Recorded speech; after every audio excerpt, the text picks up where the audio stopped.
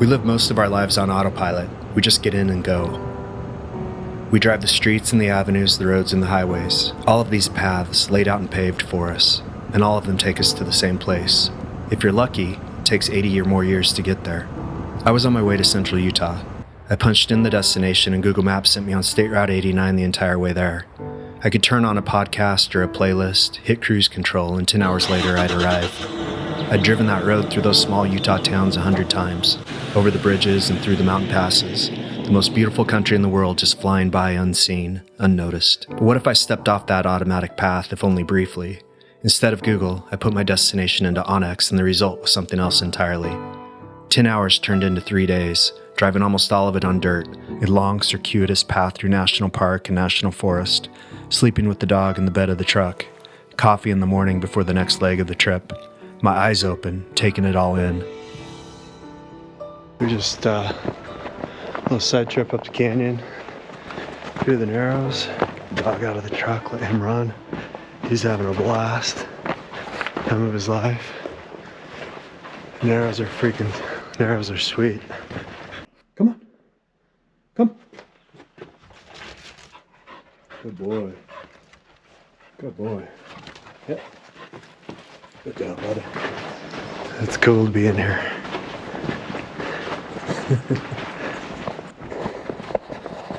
The dog wants to go.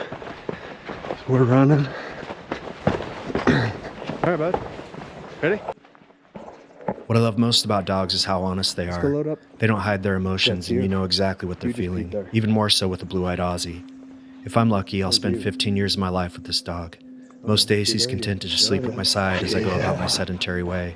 As long as he's with me, he's good.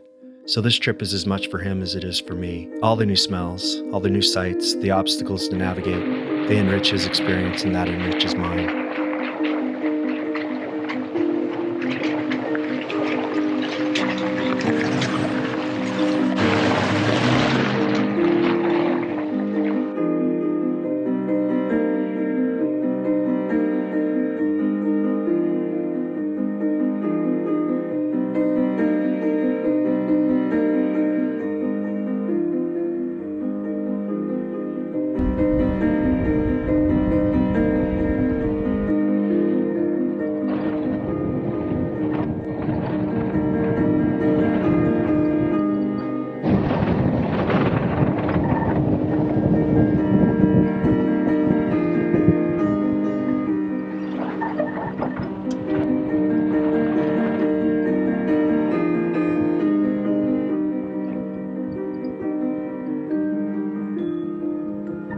So we just got to camp, and the first thing I'm gonna do, we're gonna heat up some water on the jet boil, and I'm gonna make a dinner.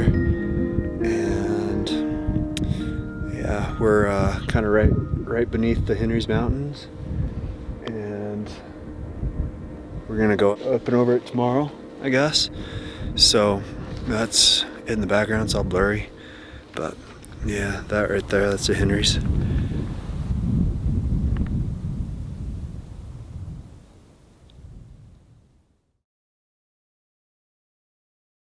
Drive around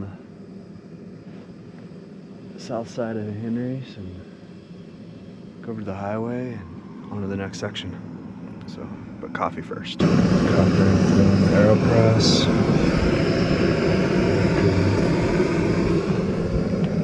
Dog keeping guard. Satellite downloading maps and the sun coming up over Henry's.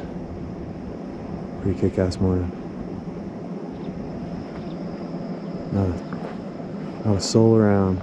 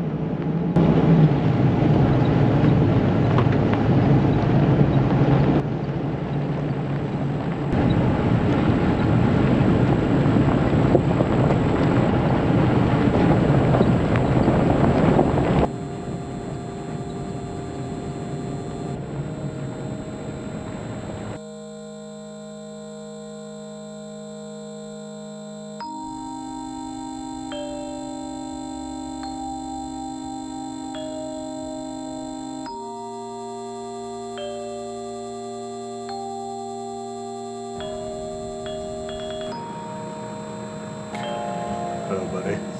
Hello. Let the dog out. He's gonna be a nut in the snow.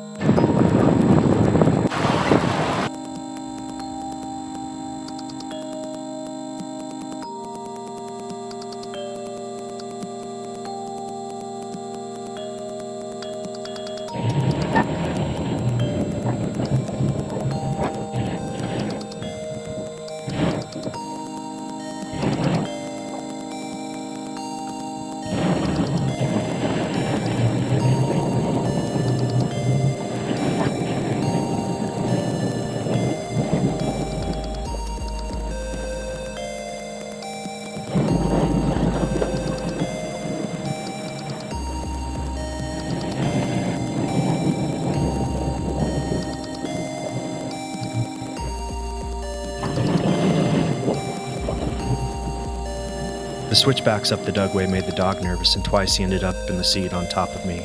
Twice I had to stop and put him back, reassuring him it was okay. Or maybe it was 5 p.m. and he was just tired of waiting for his food, and the anxiety of going up that narrow road was mine. Either way, we were both glad to reach the top.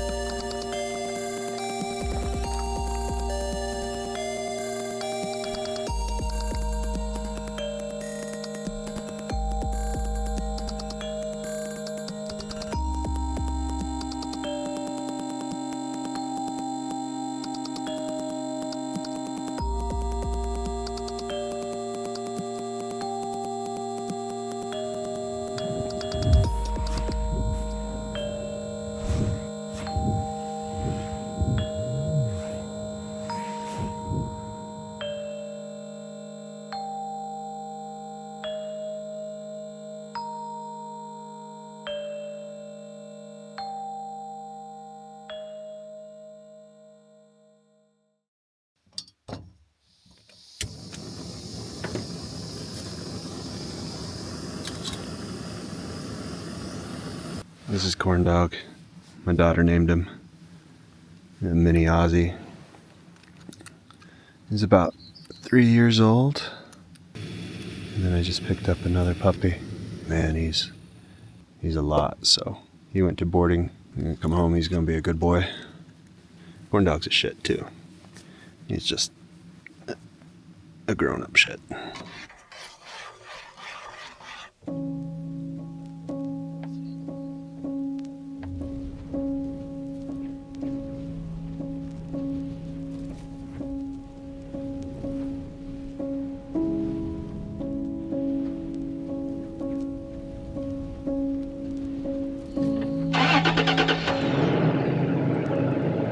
Too much of our lives are paved over.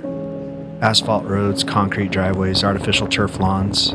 We live most of our lives with a man-made barrier between ourselves and the earth, and we're losing a dexterity of movement required to navigate a varied terrain. I like the intimate connection of having sand in my hair, the sun on my skin, and dirt in my ears, of being covered by dirt but not being dirty.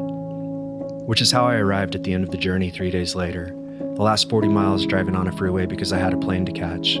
And as I drove along, being passed by the Amazon distribution trucks and tourists and normal people in a rush to get about their day, I wondered, why do we call them freeways when they're anything but free?